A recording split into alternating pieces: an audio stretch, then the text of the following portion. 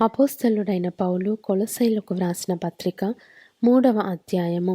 మీరు క్రీస్తుతో కూడా లేపబడిన వారైతే పైనున్న వాటినే వెదకుడి. అక్కడ క్రీస్తు దేవుని కుడిపార్శ్వమున కూర్చుండియున్నాడు.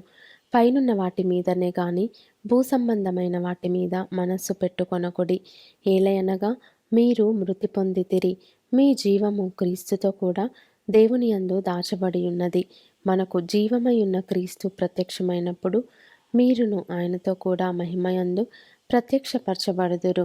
కావున భూమి మీదనున్న మీ అవయవములను అనగా జారత్వమును, అపవిత్రతను, కామాతురతను, దురాశను, విగ్రహారాధన అయిన ధనాపేక్షను చంపివేయుడి.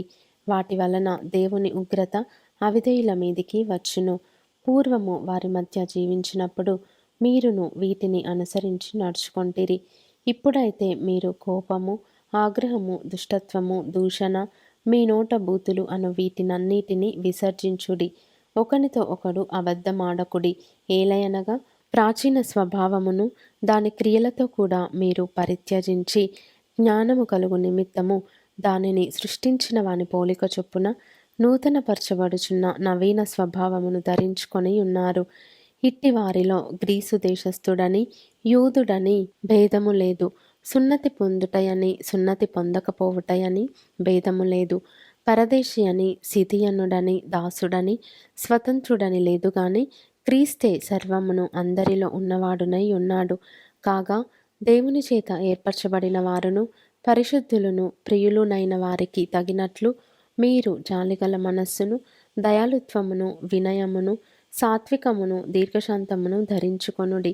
ఎవడైనను తనకు హాని చేసెనని ఒకడనుకొనిన ఎడల ఒకనినొకడు సహించుచు ఒకనినొకడు క్షమించుడి.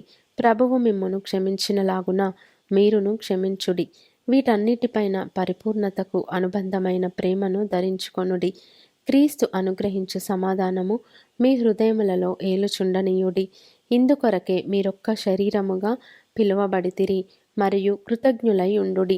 సంగీతములతోనూ, కీర్తనలతోనూ, ఆత్మ సంబంధమైన పద్యములతోనూ ఒకనికి ఒకడు బోధించుచు, బుద్ధి చెప్పుచు, కృపాసహితముగా మీ హృదయములలో దేవుని గూర్చి గానము చేయుచు, సమస్త విధములైన జ్ఞానముతో క్రీస్తు వాక్యము మీలో సమృద్ధిగా నివసింపనీయుడి.